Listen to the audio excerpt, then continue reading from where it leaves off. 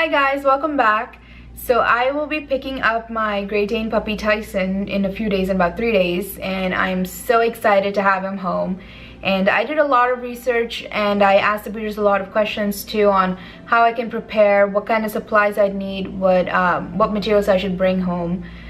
So I wanted to put together all that information into a video so that it'll be helpful for you guys too.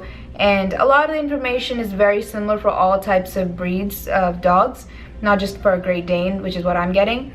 So hopefully this will be really informational and useful for you guys. But if you have any questions, then please do leave them down below. Thank you. So the first thing I want to talk about is a crate. Now the crate that I've gotten is made by Midwest Solutions. It's called Ginormous Crate and it's 54 inches wide and it's the biggest crate there is out there, at least the ones I've seen. And it's perfect for any large breed dog such as a Great Dane. And I'll put the description to all these products down in the link section below, so you can look them up and see if they're suitable for your puppies. Now the reason that I got such a big crate for such a tiny dog so far is because I didn't want to keep changing crates as he grows up. I wanted to have just one big crate that he's used to as well. Less change for him, less space that it takes up for me. So how I have the crate set up so far is I have 3 sections, and the 3 sections are his sleep area, his potty area, and food area. So I just put all of them in his crate for now. One, because all the stuff is in his crate right now because it's out of the way for me until he comes home. I could just have all his stuff just sitting there. And second, so that he gets adjusted to the crate as well. I wanted him to be comfortable in the crate and you know, be able to just have all his stuff right then and there. So that's the reason I bought the 3 stuff, and I'll go through each section and talk more about it. So now the setup of all his things being inside his own crate will be temporary until he gets adjusted to the crate. Once I feel that he's comfortable within the crate and he's okay there, I will be moving his potty area and his food area out into the play section, and that I'll be guarding off using a playpen. Now it's really important for any new puppy training to make sure your puppy is allowed to be in one section at a time. You don't want to leave them to roam around the house or roam around the room without it being sectioned off. You want to make sure they're comfortable in one area at a time and they're controlled in that area, and then you want to let them out into a bigger section. So the first thing you'll see inside this crate is his bedding area. Now that doesn't have to be anything out of the ordinary. It's a pretty generic item that I got from our local pet store. So it's completely up to you guys to decide what's comfortable for your puppy and what he or she will feel comfortable on. So that's pretty much all there is to talk about when it comes to bedding.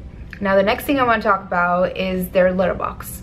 So the litter box that I got, as you can see, it has a swooped opening which allows the puppy to go in and out of the box pretty easily, and I feel that's pretty comfortable for the puppy.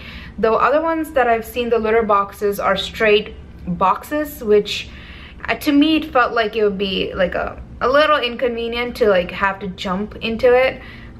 So I got this one that has a swooped entrance. So I'll be filling that with pine pellets, and they're usually really good for absorbing odor pretty well.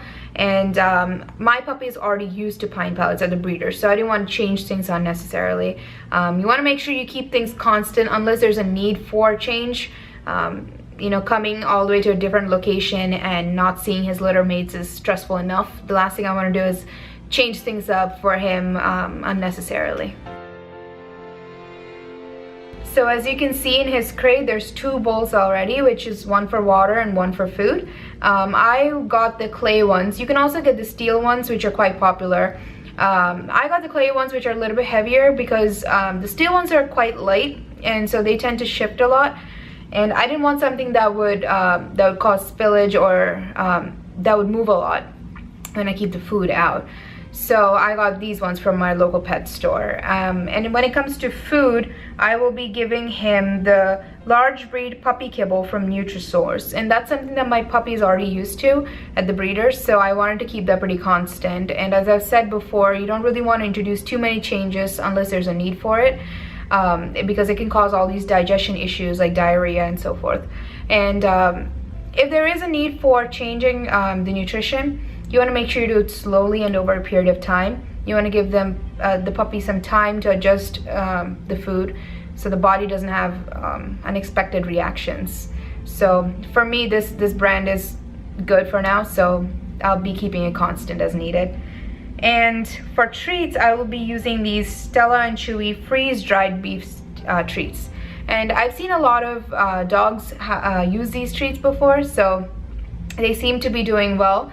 And I will be using these treats for training as well for my puppy for good behavior. So finally, the section is toys. Now that's something that's very, very specific to the puppy. It's not anything that's one size fits all.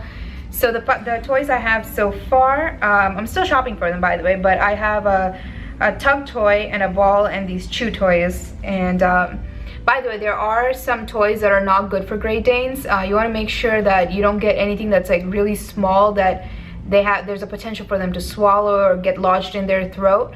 So I'll make a separate video on dangerous foods and dangerous toys for large breeds such as a Great Dane. But for now, these are the toys I have. And once he comes home, I'll just take him to the pet store and kind of let him pick the ones he wants and just get the ones that he naturally gravitates towards.